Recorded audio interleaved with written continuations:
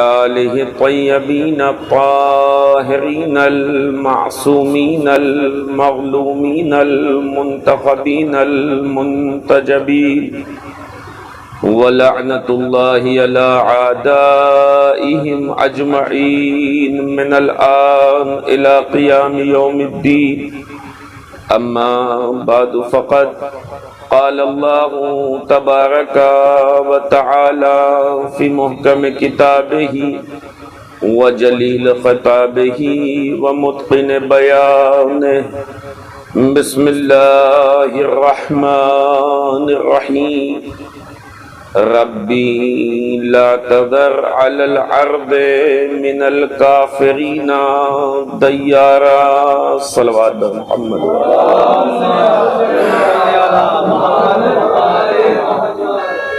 محترم سامعین کرام، برادران عزیز،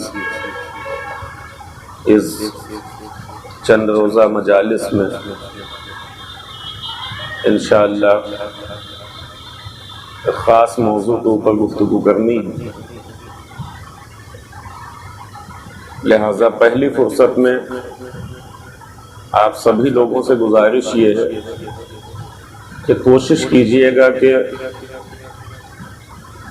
تمام مجلسیں اہم ہوتی ہیں بہرحال، اور کسی مجلس کے لیے یہ نہیں کہا جا سکتا کہ یہ زیادہ اہم ہے اور یہ زیادہ امپورٹنٹ ہے، لیکن یہاں کے لیے جس موضوع کا انتخاب کیا ہے وہ آپ کو جلدی سے دوسری جگہ نہیں ملے گا،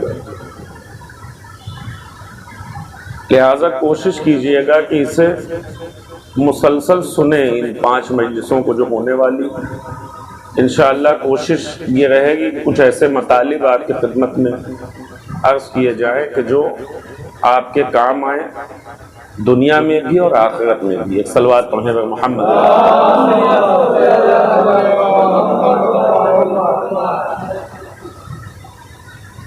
سب سے پہلے اس آیت کا ترجمہ آپ کی خدمت میں کر دیں۔ یہ جناب نوح علیہ السلام کی دعا ہے، فرماتے ہیں ربی لا تذر علی الارض من الکافرین دیارا، اے پروردگارا اس زمین پہ کافروں کے وجود کو مٹا دے، کسی ایک فرد کو نہ چھوڑ، جتنے ہیں سب ختم ہو جائیں۔ اس کے آگے کا جملہ ہے وَإِن تَذِرْهُمْ يُضِلُّوا عِبَادَكَ، اور اگر تو نے انہیں چھوڑ دیا تو جتنے تیرے بندے ہیں جو گنتی کے ہیں یہ انہیں بھی بہکا دیں گے۔ وَلَا يَلِدُ إِلَّا فَاجِرًا كَفَّارًا، اور ان کے یہاں جو نسل آگے چلنے والی ہے وہاں بھی کافر و فاجر کے علاوہ کسی مومن کی گنجائش نہیں ہے۔ دعا کیا ہے؟ پروردگار روئے زمین پر جو بھی کفار ہیں ان سب کو ختم کر دے، جو بھی ہیں وہ مٹ جائیں، ختم ہو جائیں۔ وجہ بیان کی کہ اگر تو نے انہیں نہیں مٹایا تو جو تیرے بندے ہیں یہ انہیں مٹا دیں گے، ختم کر دیں گے، گمراہ کر دیں گے، اور خود ان کے درمیان سے بھی کسی طرح کے ایمان اور مومن کے دنیا میں آنے کی کوئی امید نہیں ہے۔ یہ آیت کا سادہ سا ترجمہ ہے۔ میں ذرا سا آپ کی خدمت میں اس کا مقدمہ پیش کروں اور انشاءاللہ پھر اصل موضوع میں وارد ہو جائیں گے اس مقدمے کے بعد،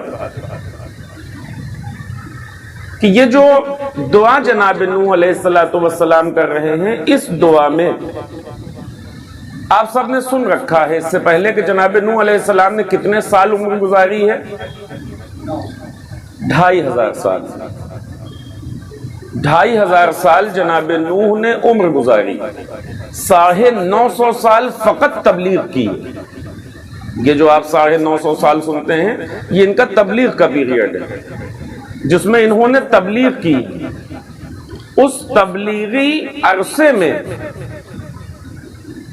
تقریباً 80 آدمی کی تعداد جس کو یہ مومن کر پائے ہیں اور جن کو سمجھا پائے ہیں کہ خدا کیا ہے. کتنے سال؟ 950 سال میں کتنے افراد؟ 80 آدمی. مجھ جیسا کوئی مولوی اگر کہیں کے اوپر سال بھر تبلیغ کرے اور 2 4 10 لوگ مجھ سے متاثر نہ ہوں تو میں اپنے کو ناکام سمجھتا ہوں.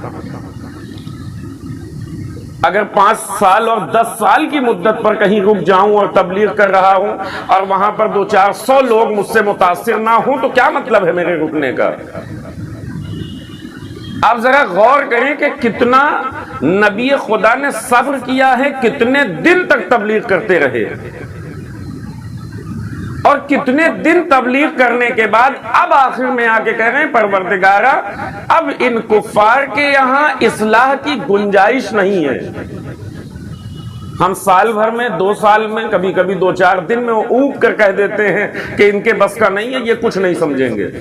950 سال تک کوشش کرنے کے بعد جناب نوح علیہ السلام نے کیا کیا؟ اب دعا کر رہے ہیں کہ پروردگار اب یہ کسی اصلاح کی ان میں گنجائش نہیں ہے. اس کو ہم اگر اس طرح سے دیکھیں کہ صرف اور صرف بات یہ نہیں ہے کہ ہم ایک تبلیغ کر رہے ہیں اور ایک آدمی مومن ہو گیا یا ایک آدمی کافر ہو گیا. جناب نوح کسی اور چیز کی طرف اشارہ کر رہے ہیں. ابھی میں آپ سے ایک سوال کروں کہ اگر کسی ایک بچے کو کسی یتیم خانے سے لا کر ہم میں سے کوئی بھی اس کی پرورش کرے تو وہ کیا بنے گا؟ ہندو بنے گا، مسلمان بنے گا؟ کسی ایک بچے کو یتیم خانے سے لا کر، حالانکہ اسلام بچوں کے اڈاپٹ کرنے کو اور انہیں گود لینے کو قبول نہیں کرتا، اس کے پیچھے بھی اپنا اسلام کا کانسیپٹ ہے. یتیم پروری کی طرف جتنا جو ہے وہ اسلام نے دعوت دیا ہے، گود لینے کے لیے منع کیا ہے. یتیم پروری پہ کہا کہ اگر تم کسی یتیم کے سر پہ ہاتھ پھیر دو تو جتنے بال تمہارے ہاتھ کے نیچے آئیں گے اس کا ثواب تمہیں دیا جائے گا. یہ اپنی جگہ کے اوپر ہے لیکن یہ موضوع بہرحال اس میں وارد نہیں ہونا چاہتا. تو اگر کسی بچے کو لا کر ہم پرورش کریں تو وہ کیا ہوگا؟ مسلمان ہوگا، شیعہ ہوگا، محب اہل بیت ہو جائے گا، مجلسیں بھی کرے گا، ماتم بھی کرے گا، نماز بھی پڑھے گا. جو ہمارے گھر کا ماحول ہوگا اسی اعتبار سے وہ عمل انجام دے گا. اسی بچے کو اگر کوئی کافر اپنے گھر میں لے کر چلا جائے تو نتیجہ کیا ہوگا؟ ظاہر سی بات ہے جو وہ کرتے ہوں گے وہ بچہ کرنے لگے گا. یہ بچہ جو ایک یتیم خانے میں یا ایک جگہ کے اوپر موجود ہے یہ اسی اعتبار سے بدلے گا جیسا اسے ماحول ملے گا. یہ ماحول اگر گھر کی حد تک ہو تو ایک بچے کے اوپر اثر انداز ہوتا ہے. اگر ایک محلے کی حد تک ہو تو اس محلے کے بچوں کے اوپر اثر انداز ہوتا ہے. جس محلے میں ایجوکیشن کا ماحول ہے وہاں پہ سارے بچے پڑھائی کی طرف توجہ دے رہے ہوتے ہیں. اسی لیے جب ہم گھروں کا انتخاب کرتے ہیں تو چاہتے ہیں کسی ایسے جگہ پہ گھر لیا جائے جہاں کا ماحول اچھا ہو. اگر ان چیزوں سے کوئی فرق نہیں پڑتا، انسان کا صرف اپنا کردار ہی سب کچھ ہے، تو پھر یہ گھروں کا انتخاب جگہ دیکھ کر کیوں؟ اسکولوں کا انتخاب کرتے ہیں، ہم ٹیچرز نہیں دیکھتے فقط کہ کس اسکول میں ٹیچرز کیسے ہیں. بہت ساری چیزیں ہم دیکھتے ہیں، نظر میں رکھتے ہیں، اور اس کے بعد کسی چیز کا انتخاب کیا جاتا ہے. وجہ کیا ہے؟ وجہ صرف اور صرف یہ ہے کہ ماحول کا اثر ہوگا. ایک صلوات پڑھنے پر محمد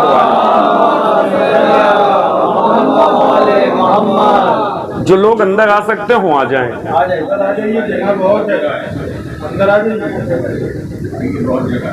ایک مرتبہ اور صلوات پڑھنے پر محمد آ جائیے اور آگے آ جائیے.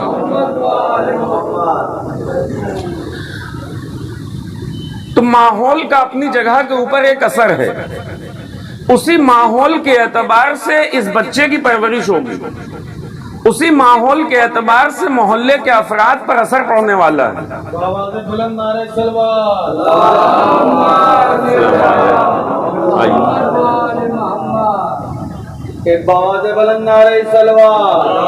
ایسے بیٹھ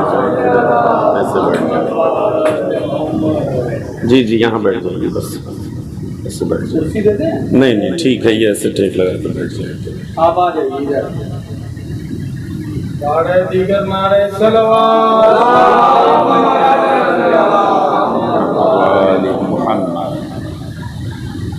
ایک مرتبہ صلوات پڑھنے پر محمد و آلہ۔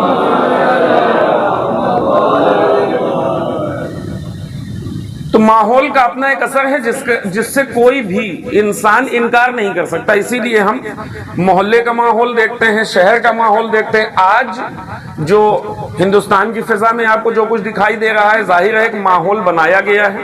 ایسے ہی نہیں ہے کہ جو لوگ ایک دوسرے کو مارنے اور ایک دوسرے کو اذیت پہنچانے کے لیے تیار ہو گئے ہیں، اس میں باقاعدہ ماحول سازی کی گئی ہے۔ اس کے اوپر آئیں گے انشاءاللہ، اسی سے متعلق یہ ساری باتیں ہونی ہیں۔ تو جس طرح کا ماحول ہوتا ہے اسی اعتبار کے افراد تربیت پاتے ہیں۔ اسی لیے جب آپ کسی بھی انسٹیٹیوٹ میں اگر کسی لینگویج کو سیکھنے جائیے، مثلا آپ انگلش سیکھنا چاہتے ہو اور کسی کہ یہاں جائیے اور کہیے کہ ہم زبان سیکھنا چاہتے ہیں، تو وہ فوراً آپ سے یہ کہتا ہوا نظر آئے گا کہ آپ یہاں جو ہم سکھا رہے ہیں یہ تو اپنی جگہ کے اوپر ہے، لیکن اس کے علاوہ آپ کو اپنے فرینڈ سرکل میں ان افراد کو رکھنا ہے جو انگلش بول سکتے ہوں، ان سے پریکٹس کرتے رہنا ہے، ان سے بولتے رہنا ہے، چونکہ جس ماحول میں آپ رہیں گے اس کا اثر آپ کے اوپر ہوگا۔ اور اسی ماحول کو اگر ہم اپنے درمیان پیدا کر لیں، دیکھیں محرم کے پہلے تک ایک مجلس سے اگر دوسری مجلس رکھنا ہوتا ہے تو لوگ منہ بنانے لگتے ہیں، بالکل سادہ زبان میں اگر کہیں تو لگاتار 2 مجلسیں ہو رہی، صاحب کام پر بھی جانا ہے اور کیا کرنا ہے، لیکن جیسے ہی ایام اضحیٰ آئے ایک دن میں 10 مجلسیں ہو رہی، 12 مجلسیں ہو رہی۔ اب کسی کو برا نہیں لگ رہا، اب کسی کو یہ چیز خراب نہیں لگتی، کیوں؟ کل تک ماحول نہیں تھا، ایام اضحیٰ نے آ کے اس ماحول کو سازگار کر دیا۔ جیسے ہی ماحول سازگار ہو جاتا ہے چیزیں ایکسیپٹیبل ہوتی ہیں، ان کو قبول کرنے لگتا ہے انسان اور اس کا ماننا آسان ہو جاتا ہے۔ آپ سوچیں، اگر اس بات کو سوچ کر دیکھیں کہ جو ماحول ہمارے محلے میں بنا ہوا ہے اگر یہی ہمارے شہر میں بن جائے تو کیا ہو؟ جو ہمارے شہر میں ماحول بنتا ہے اگر یہی پورے ہندوستان کا ماحول ہو جائے تو پھر کیا کہنا؟ جیسے جیسے یہ ماحول بڑھتا جائے گا، مجھے اس سے بہت کام ہے اس لیے تکرار کر رہا ہوں بار بار، جیسے جیسے یہ چیزیں بڑھتی جائیں گی ویسے ویسے ہمارے لیے آسان ہوتا جائے گا کام کا کر پانا، ویسے ویسے ہمارے لیے آسان ہوتا جائے گا کسی بھی چیز کو انجام دے پانا۔ اس لیے کہ جب لوگ پہلے سے تیار ہوتے ہیں قبول کرنے کے لیے تو پھر بات کہنا بہت آسان ہوتا ہے، اپنی بات کو پہنچانا، لوگوں سے منوانا بہت آسان ہوتا ہے اگر ہم پہلے سے ماحول بنا دیں تو۔ اب ایک لفظ میں یہاں کے اوپر دے رہا ہوں، اسے جا کے انشاءاللہ ہمارے جوان انٹرنیٹ کے اوپر سرچ کریں گے، بہت سے لوگ اس کو سن چکے ہوں گے، اس کے بارے میں دیکھ چکے ہوں گے، اور جنہوں نے نہیں سنا نہیں دیکھا وہ جا کر ایک مرتبہ سرچ ضرور کیجئے گا۔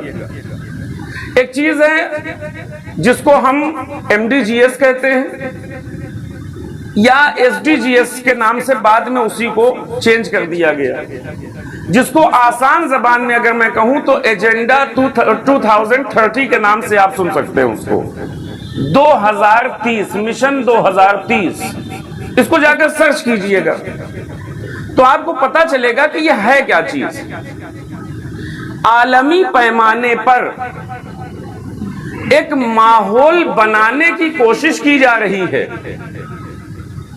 جس میں پوری دنیا شامل ہے، عالمی پیمانے پر۔ یہاں سے جو بھی باتیں میں کر رہا ہوں، پہلی بات تو یہ ریکارڈ بھی ہو رہا ہے، اور اس کے علاوہ کوئی بات یہاں سے لفاظی اور اس طرح کی نہیں ہوگی۔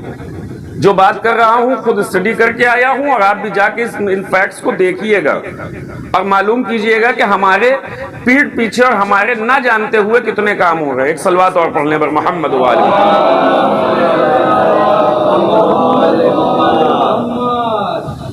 تلاش کیجئے گا SDGs کیا ہے تو آپ کو ملے گا کہ کچھ ایجنڈے ہیں، تقریباً 17 پوائنٹس ہیں جن کو جو ہے وہ پوری دنیا پر ادارہ کرنے کے لیے، پوری دنیا پر حکومت کرنے کے لیے UN کی طرف سے پاس کیا گیا ہے۔ UN کی طرف سے کوئی بل اگر آتا ہے تو اس کا مطلب یہ ہے کہ پوری دنیا کو اسے ایکسپٹ کرنا ہے۔ اگر کوئی ایکسپٹ نہیں کرتا تو سینکشنز لگائے جاتے ہیں۔ ایران کے اور یو این کے درمیان جو معاملات چل رہے ہیں، اگر میں یو این کہوں یا امریکہ کہوں، بات ایک ہی ہے، چونکہ فاؤنڈر امریکہ ہے، اس کو چلانے والا امریکہ ہے، یہ سب بہتر طریقے سے جانتے ہیں، لہٰذا یو این کا ایک نام ہوتا ہے، وَإِلَّا اصل اس کے پیچھے کام کرنے والا کون ہے یہ بھی آپ اچھی طرح سے جانتے ہیں۔ ایام اعظم میں اس کا تذکرہ کیوں کر رہا ہوں وہ بتاؤں گا، آپ کی خدمت میں عرض کروں گا۔ ایک پورا مشن چل رہا ہے کہ جس کے تحت پوری دنیا، صرف یہ نہیں کہ کوئی ایک قوم، کوئی ایک ملک، کوئی ایک گروہ نہیں، پوری دنیا کو شامل کیا جائے۔ پہلے کسی پر حکومت کرنے کا طریقہ یہ تھا کہ آپ کیا کیجئے، اپنی فوج لے کر کسی ملک کے اوپر حملہ کر دیجئے، اور حملہ کرنے کے بعد اس ملک کو جیت لیجئے، اس کے اوپر حکومت کیجئے۔ جو بادشاہی نظام پہلے چل رہا تھا وہ آپ نے ہسٹری میں اس کو پڑھ رکھا ہے۔ اس کے علاوہ پھر ایک چیز دوسری آ گئی ہمارے درمیان، بادشاہت سے ہٹ کر حملہ کرنے کا سسٹم ختم ہو گیا، پھر ایک نئی ترکیب لائی گئی، کسی بھی ملک کی اکنامک کے اوپر اور بزنس کے اوپر ایسے حاوی ہوا جائے کہ وہ ملک ڈیپینڈ ہو جائے ہمارے اوپر اور آخر میں ہمارا غلام ہو جائے، جو طریقہ اپنایا انگریزوں نے، برٹش نے۔ ہمارے اوپر جو حکومت کی گئی وہ اس طریقے سے نہیں کہ کسی نے آ کے ہم پہ حملہ کیا ہو، آہستہ آہستہ بزنس کے نام پہ ہمارے یہاں وارد ہوئے، اتنا وارد ہوئے کہ ہم ڈیپینڈ ہو گئے انہی کے اوپر، اور آہستہ آہستہ موجودہ حالات میں اسی طرف لے جایا جا رہا ہے ملک کو، کہ دھیمے دھیمے کر کے ہم خود بخود اس غلامی کی طرف چلے جائیں۔ بات ہندوستان کی یا پاکستان کی یا ایران اور عراق کی نہیں ہے، بات پوری دنیا کی ہے۔ پروردگار عالم کا مقصد دین بھیجنے کا یہ نہیں تھا کہ مجھ جیسا کوئی ایک مولوی کسی گوشے میں کھڑے ہو کر نماز پڑھتا ہوا نظر آئے۔ اللہ ہم سے یہ نہیں چاہتا کہ ہم کسی ایک بند کمرے میں بیٹھ کر مجلس سید الشہداء برپا کر لیں، حسین پر رو لیں اور بات ختم ہو جائے۔ اللہ چاہتا ہے کہ پوری دنیا میں ایک ایسا ماحول پیدا کیا جائے جو خدائی ماحول ہو، جو نورانی ماحول ہو، کہ جس ماحول میں آنے کے بعد ہر انسان ایمان کو پسند کرے، اسی کی بات کرے، اس کے خلاف جانے کی ہمت نہ کر پائے۔ اسی کے مقابلے میں شیطان کا اپنا مشن چل رہا ہے۔ جس وقت اللہ نے شیطان کو نکالا بارگاہ سے اپنی اور کہا کہ نکل جا ہماری بارگاہ سے انکا رجیم، تو شیطان نے کیا کہا، ٹھیک ہے میں تیری بارگاہ سے نکل جاؤں گا لیکن مجھے اجازت چاہیے، وقت معلوم تک، مدت معلوم تک کے لیے مجھے زندگی چاہیے، حیات چاہیے۔ اللہ نے کہا دیا، کرے گا کیا؟ کہ میں تیرے بندوں کو بہکاؤں گا۔ شیطان نے ہر دور میں بہکایا، یہاں تک کہ حضرت آدم علیہ السلام کے جنت سے نکلنے کا قصہ، بہت سارے واقعات ہیں، میں کسی بات میں ابھی وارد نہیں ہونا چاہتا، وَإِلَّا بات کہیں کی کہیں نکل جائے گی۔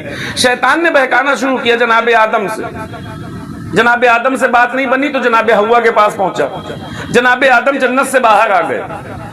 بعد میں یہی شیطان ہے جو قابیل کے ذریعے حابیل کو قتل کروا دیتا ہے، یہی شیطان ہے جو انبیاء الہی سے لوگوں کو دور رکھتا ہے، یہی شیطان ہے جو امام معصوم کے قتل کا سبب بنتا ہے۔ آپ جا کر دیکھیے اور تاریخ پڑھیے تو آپ کو پتا چلے گا کہ جس وقت سقیفہ بنی سعدہ میں امیر المومنین کے مقابلے میں کسی کا انتخاب کر لیا گیا، لوگوں نے آ کے امیر المومنین کو خبر دی کہ مولا آپ یہاں رسول اللہ کی تجہیز و تکفین میں مصروف ہے، وہاں کچھ اور ہو رہا ہے۔ امیر المومنین نے کہا جس نے سب سے پہلے بیعت کی دیکھا تم نے اسے؟ تو لوگوں نے کہا کہ نہیں، سب سے پہلے جس نے بیعت کی کون تھا؟ وہ کسی کا نام لیا کہ فلاں صاحب تھے۔ کہا نہیں، تم نے غور نہیں کیا، کیا تم نے دیکھا کہ ایک بوڑھا انسان تھا جو منبر کے قریب جا کر سب سے پہلے اس نے بیعت کیا اور ہاتھ چوما؟ لوگوں نے کہا ہاں امیر المومنین، ہم نے ایسا دیکھا کہ سب سے پہلے ایک آدمی آیا اور وہ بوڑھا سا تھا۔ کہا پہچانتے اس کو؟ کہا نہیں جانتے کون تھا۔ سن رسیدہ، عصا ہاتھ میں ہے، کمر خمیدہ ہے، قریب آیا اور آنے کے بعد اس نے ہاتھ کا بوسہ دیا پہلے خلیفہ کے، اور اس کے بعد کہنے لگا کہ مبارک ہو، میرے دل کی مراد پوری ہو گئی۔ یہ کہنے والا کون تھا؟ امیر المومنین نے بتایا، کہا یہ ابلیس ہے۔ جس نے روز غدیر سب سے بڑا نعرہ لگایا تھا، سب سے بڑی چیخ ماری تھی غدیر کے دن، پریشان ہو کر رونے لگا تھا کہ آج میرا مشن فیل ہو گیا، میں برباد ہو گیا، رسول اللہ نے وہ اعلان کر دیا جس کے بعد امت مسلمہ کو کوئی گمراہ نہیں کر سکتا۔ لیکن جیسے ہی امیر المومنین علیہ السلام کی اس ولایت کے اعلان کے بعد رسول اللہ کی آنکھیں بند ہوئی اور یہ کارنامہ انجام دیا گیا، شیطان مطمئن ہو گیا کہ نہیں ابھی کام سارا خراب نہیں ہوا، ابھی ہمارے لیے گنجائش باقی ہے۔ لہذا اس نے کیا کیا؟ آ کے سب سے پہلے بیعت کی۔ اب آپ اس خلافت کی حیثیت کو سمجھ سکتے ہیں جس کی سب سے پہلے بیعت کرنے والا خود شیطان ہو۔ اب اس کی حیثیت سمجھ لیجیے امیر المومنین علیہ السلام کے مطابق یہ بیعت کرنے والے، عرض کرنے کا مقصد یہ ہے کہ یہاں سے کام ابھی شروع ہوا ہے۔ صبح کی مجلس میں نے ایک جملہ کہا تھا، جو افراد تھے انہوں نے سنا ہے، جو نہیں تھے ان کے لیے مثالاً عرض کر رہا ہوں، صرف بہت جلدی۔ میں نے کہا جو انسان جس کے مقابلے میں آئے گا اتنے زیادہ لوگوں کو نقصان پہنچائے گا۔ اگر میرے مقابلے میں کوئی آ کر مجھے میری توہین کر دے، مجھے مثلاً یہاں مجلس پڑھنے سے روک لے، تو میرے یہاں مجلس نہ پڑھنے سے جتنے افراد یہاں بیٹھے ان کا نقصان ہو سکتا ہے اگر میں مجلس میں کچھ بیان کر رہا ہوں تو۔ لیکن اس کا مطلب یہ تو نہیں کہ یہاں کے باہر جو افراد ہیں ان کا نقصان ہے، ان کا نقصان نہیں ہے۔ جو افراد یہاں میرے سامنے ہیں انہی تک تو میری بات پہنچ رہی ہے، لہٰذا اگر مجھے کوئی روک لے تو اتنے افراد کا نقصان ہے۔ لیکن اگر کسی ایسے آدمی کو روک لیا جائے جو آن لائن لائیو آ کر بیان کر رہا ہے جس کو لاکھوں لوگ سن رہے ہیں، تو آپ سوچیں اس نے لاکھوں لوگوں کو نقصان کیا۔ امام معصوم کے مقابلے میں آنے والے نے پوری کائنات کا نقصان کیا ہے۔ اسی لیے امام صادق علیہ السلام فرماتے ہیں کہ اگر یہ حق ہم سے غصب نہ کیا جاتا، امیر المومنین کو ان کا حق دے دیا جاتا، تو پھلوں میں ترشی نہ ہوتی۔ یہ جملہ عجیب ہے امام کا۔ دنیا کی ساری خرابیوں کی ذمہ دار یہی فرد ہے، دنیا کے تمام کام جو خراب ہو رہے تو شیطان نے کیا کیا؟ ایک منصوبہ بنایا، اس منصوبے کے ذریعے سے کچھ لوگوں کو گمراہ کیا، اور گمراہ کرنے کے بعد امیر المومنین کے خلاف، لیکن اس کے باوجود امیر المومنین کے خلص اصحاب ساتھ تھے۔ شیعہ آج بھی امیر المومنین علیہ السلام کے علاوہ کسی کو امام معصوم نہیں مانتے، وہ سلسلہ جو امام سے چلا ہے اسی کو مانتے ہیں۔ ہم گالیاں کسی کو نہیں دیتے، لیکن اس کے باوجود امام معصوم کی حد تک ہم فقط اور فقط امیر المومنین کو اور ان کی اولاد کو مانتے ہیں، اس کے علاوہ امام معصوم ہم کسی کو کہنے والے نہیں۔ یہ کہاں سے ہے؟ شیطان اپنے مقصد میں چاہتا تو تھا کہ کامیاب ہو، لیکن پوری طریقے سے کامیاب نہ ہو سکا۔ ایک جگہ کے اوپر مسلمانوں کو سیریا میں قتل کروا دیا گیا، ایک جگہ کے اوپر عراق میں قتل کروا دیا گیا، کبھی ہندوستان کے اندر قتل ہو گئے، کبھی پاکستان کے اندر قتل ہو گئے، لیکن اس کے باوجود یہ قتل تو ہوتے رہے، لیکن نہ اسلام مٹا، نہ اسلام کے ماننے والوں کی توہین ہوئی۔ اسی وقار کے ساتھ آج بھی سر اٹھائے مسلمان جی رہا ہے۔ ایک آخری منصوبہ شیطان نے بنایا کہ کچھ ایسا کیا جائے کہ جس کے ذریعے سے ہمیں ہر ملک پر الگ الگ کام نہ کرنا پڑے۔ ایک کلی طور پر قانون بنایا جائے جس قانون کے تحت ساری دنیا ہمارے زیر سرپرستی آ جائے۔ اس قانون کو اس طریقے سے دنیا کے سامنے پیش کیا جائے کہ دنیا اسے بڑی خوبصورتی کے ساتھ قبول کر لے۔ ہندوستان اس کے اوپر سائن کر چکا، دنیا کے تمام ممالک نے اسے قبول کر لیا ہے۔ آپ اگر پوری دنیا پر نظر ڈالیں گے تو آپ کو پتا چلے گا، اس قانون کو پڑھیے گا، جا کر اس کی فہرست دیکھیے گا، تب آپ کو پتا چلے گا ہمارے درمیان ہونے والے جو عجیب و غریب کارنامے ہیں وہ کیوں ہیں۔ وہ سعودی عربیہ کے جہاں کے اوپر عورتوں کو کسی طرح کے کوئی حقوق آج بھی نہیں ہیں، اچانک ایک شہزادہ آتا ہے اور ڈرائیونگ کو جائز کر دیتا ہے۔ اچانک ایک شہزادہ آتا ہے، کیسینوز کھل جاتے ہیں، ڈسکو پارٹیز رکھی جاتی ہیں۔ آپ کو کیا لگ رہا ہے یہ شہزادے کے اپنے شوق ہیں؟ نہیں عزیزوں، ایسا نہیں۔ ایک پارٹی آ کر اچانک گنگا جی کو صاف کرنے کی بات کرنے لگتی ہے، ندیوں کو صاف کیا جائے، خاص طور سے خود سفید سفید کاغذ زمین پر پھینک کر نئی جھاڑو لے کر صفائی ابھیان میں شامل ہوا جاتا ہے۔ یہ کیا ہے؟ ووٹ کے لیے کیا جا رہا ہے؟ نہیں، ووٹ کے لیے مندر مسجد بہت ہے۔ ووٹ کے لیے وہ جو ایجنڈے چل رہے ہیں ज्ञान वापी से लेके बाबरी मस्जिद तक, और उसके बाद 3 तलाक, और फिर ये मुसलमान ये क्यों नहीं बोलेगा और हिंदू वो क्यों नहीं बोलेगा। ये मुद्दे बहुत हैं, इनको ना किसी एजुकेशन के मुद्दे पे काम करने की जरूरत है, ना किसी सफाई के मुद्दे पर, ना ही किसी दूसरे मुद्दे के ऊपर काम करने की जरूरत है। ये मुद्दा बहुत है, बेवकूफों की कमी नहीं है इस मुल्क के अंदर। लिहाजा जो लोग खुद भी परेशान है वो भी बहरहाल इनका सपोर्ट करने के लिए तैयार है। अर्ज करने का मकसद ये है कि ये सिर्फ इस जहद से नहीं कि वोट हो, जहद इसकी दूसरी है। वो क्या है वो इंशाअल्लाह आइंदा मजलिसों में आपकी खिदमत में अर्ज करेंगे। तो ये चीजें आपको जो अचानक दिखाई दे रही है पूरी दुनिया में कि एक मुल्क जो वाकई औरतों के हुकूक की बात तक नहीं करता था, अचानक उनके लिए कई फैसिलिटीज हो गई। खुद जो मक्के में तब्दीलियां की गई हैं उसको जाकर देखिए, शर्मावर है वाकई। हिंदुस्तान के अंदर अचानक 2018 में कानून पास हो जाता है। वो कानून क्या है उसको अर्ज करेंगे इंशाअल्लाह। बहुत सारी तब्दीलियां पूरी दुनिया में हो रही हैं। ये तब्दीलियां अपने आप या किसी एक हुकूमत की हुई नहीं है, अंजाम दी हुई नहीं है, बल्कि इसके पीछे पूरी दुनिया के ऊपर हाकिमियत का एक मंसूबा है जो काम कर रहा है। इमाम से मुताल्लिक, आखिरी इमाम से मुताल्लिक जो पूरी दुनिया तैयारियां कर रही है और जो पूरी दुनिया काम कर रही है, हम गाफिल हो सकते हैं, वो गाफिल नहीं होते। हर लम्हा काम करने के ऊपर जुटे हैं। हम इसी में परेशान है कि इसमें से खड़ा सैयद कौन है, हम इसी में परेशान है कि कौन सी मस्जिद ज्यादा ऊंची है। हम हड्डी से हड्डी मिला रहे हैं, वो हमारी नस्लों को मिटाने पे तुले हैं। एक सलवात पढ़ने पर मोहम्मद व आले मोहम्मद। हमारा सारा हमो गम इसी में। हमारे गांव की आजादारी ज्यादा अच्छी है कि हमारे अंजुमन की कालम ज्यादा बड़ा है कि हमारे अंजुमन में अफराद ज्यादा हैं कि कौन क्या कर लेता है, हम इसी में परेशान हैं। दुश्मन गाफिल नहीं है, दुश्मन मुसलसल हमारे खिलाफ काम कर रहा है।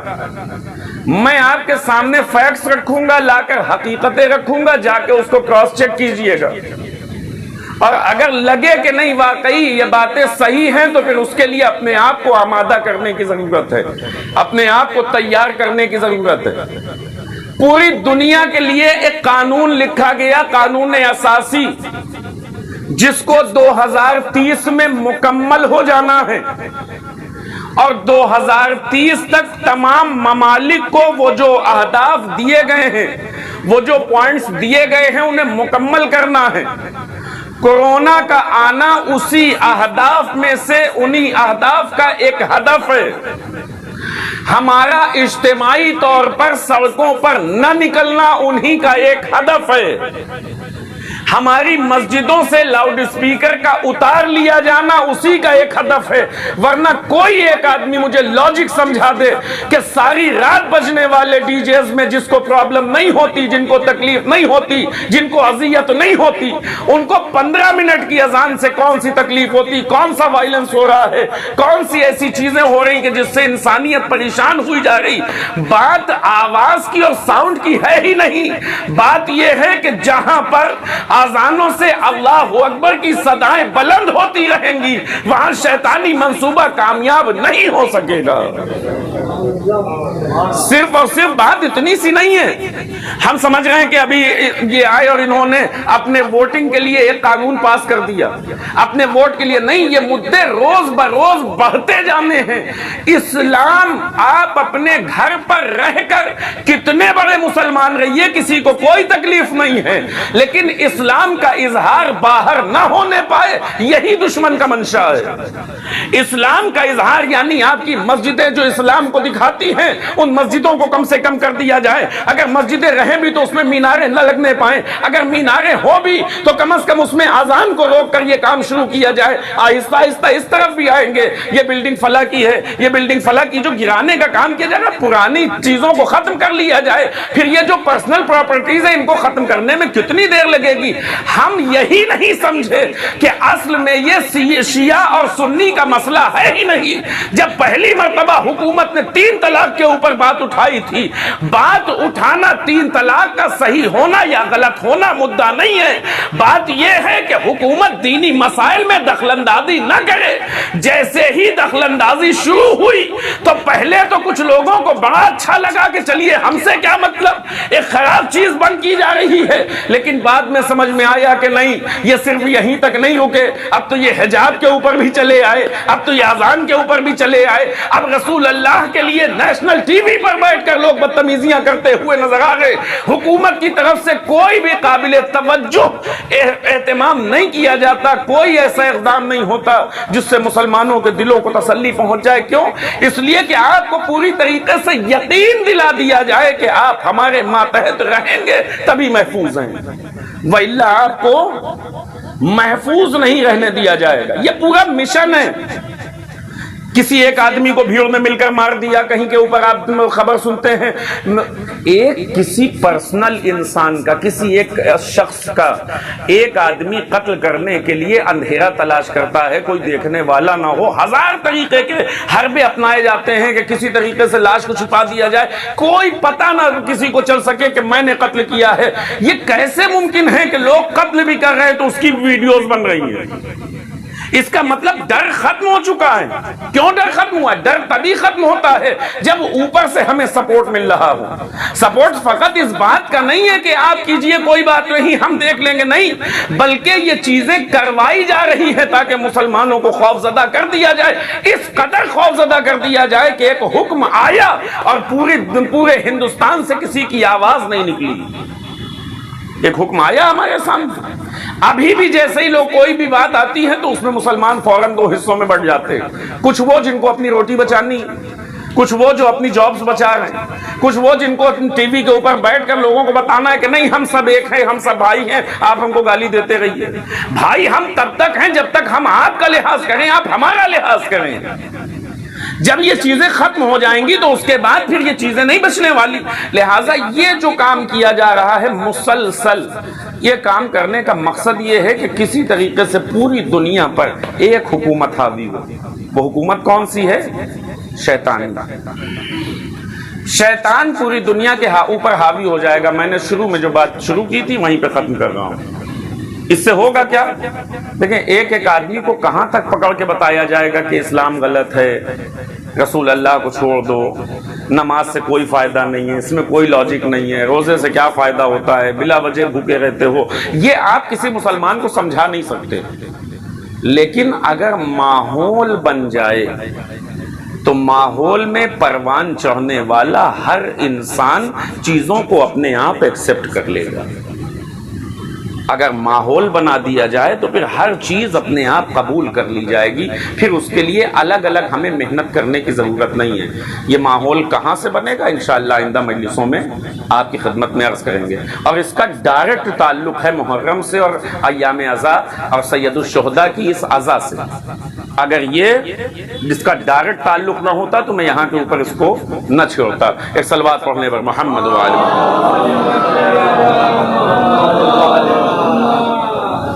اگر ہم دیکھیں گے تو ہمیں پتہ چلے گا کہ یہی ماحول ہم کو تقریباً بنانے کی کوشش کی جا رہی تھی امام حسین علیہ السلام کے وقت میں.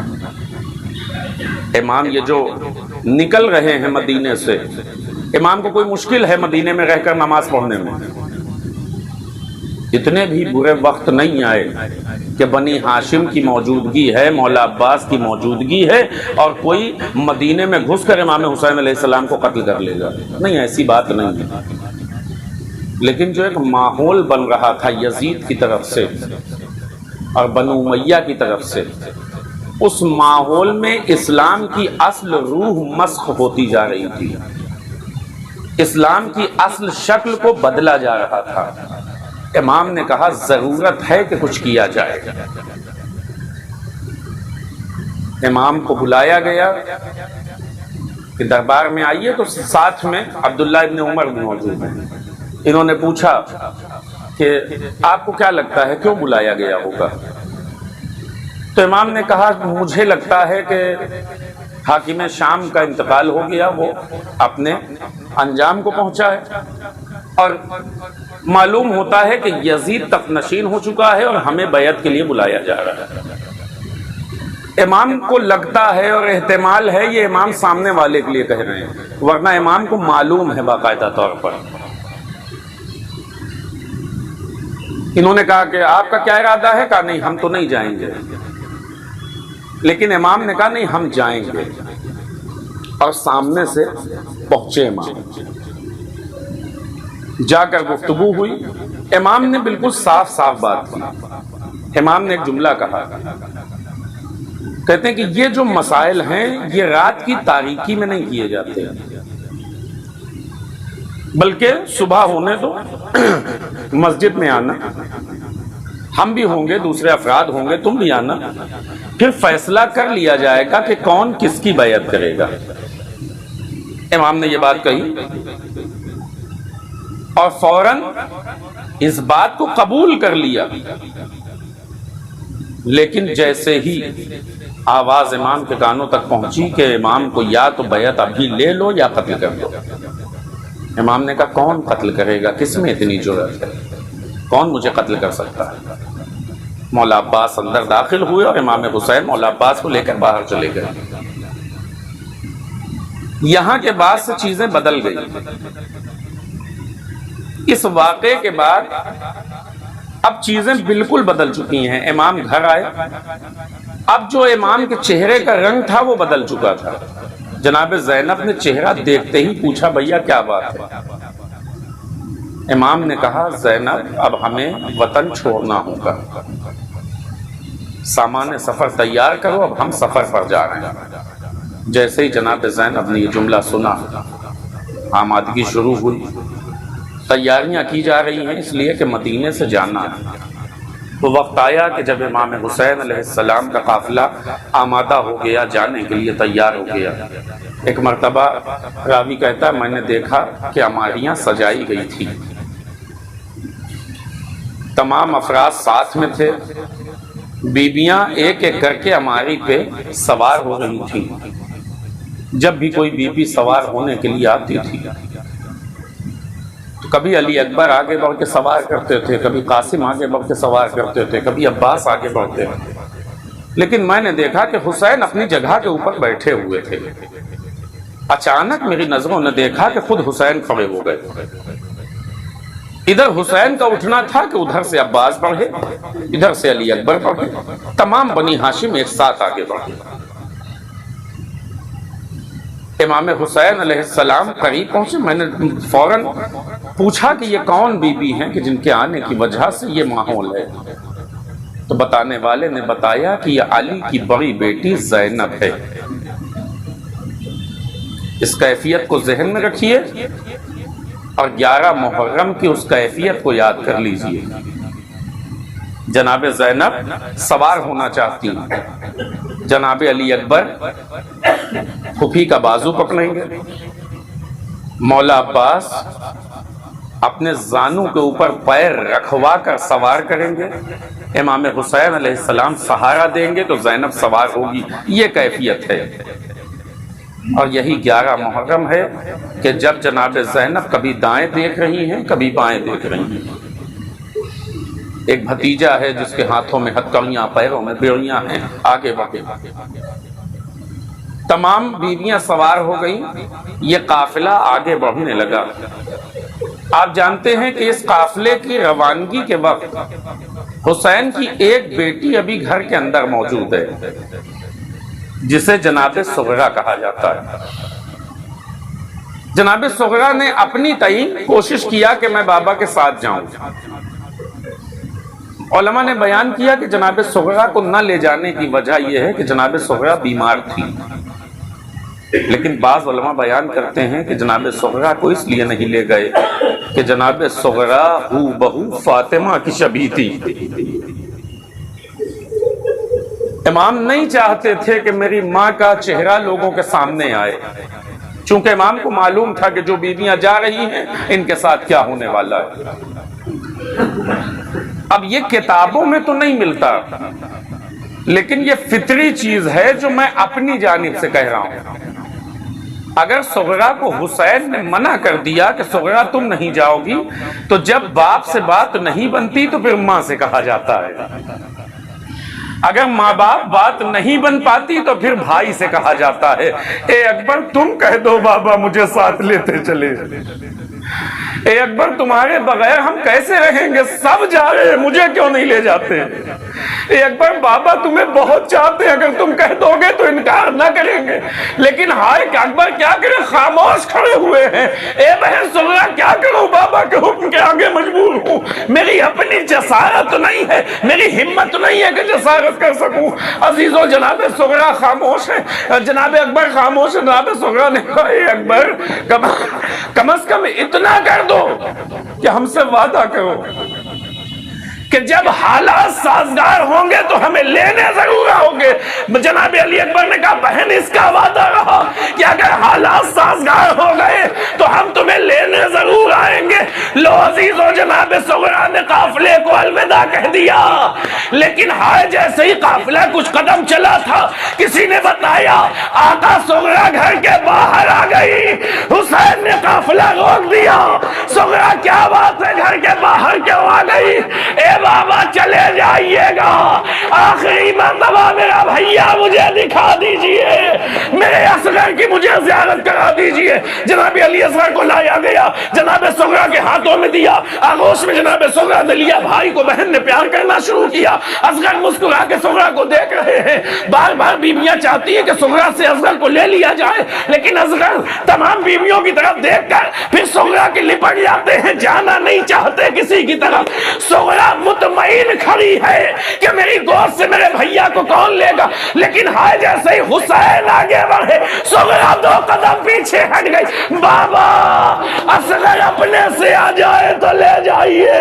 ہائے امام نے کہا صغرا کوئی زبردستی نہیں ہے، ایک مرتبہ جھک کر کان میں کچھ کہا۔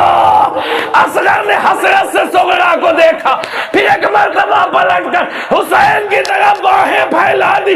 ہائے حق شناس بچہ ہے، امام کی معرفت ہے نا، کیا کہہ دیا حسین نے کہ اصغر نہ رک سکے، شاید کہا اے اصغر اگر تم نہ جاؤ گے تو تیر حرملہ کو جواب کون دے گا، کربلا نامکمل رہ جائے گی۔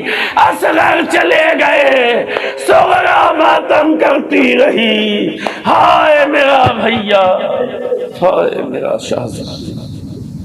وَسَيَعْلَمُ الَّذِينَ ظَلَمُوا أَيَّ مُنقَلِبٍ يَنقَلِبُونَ إِنَّا لِلَّهِ وَإِنَّا إِلَيْهِ رَاجِعُونَ رَضًا بِقَضَائِهِ وَتَسْلِيمًا لِأَمْرِهِ۔ پروردگارہ یہ واسطہ محمد و آل محمد کا ہماری اس مختصر سی عزا کو قبول فرما۔ پروردگارہ تجھے واسطہ محمد و آل محمد کا حاضرین جو بھی حاجات لے کر حاضر ہوئے ہیں پروردگارہ ان کی حاجات کو پورا کرتے ہیں۔ پروردگارہ ہمیں بہتر سے بہتر عزائے سید الشہداء برپا کرنے کی توفیق عنایت فرما، ہمیں مقصد کربلا کو سمجھنے اور اس پہ عمل کرنے کی توفیق عنایت فرما۔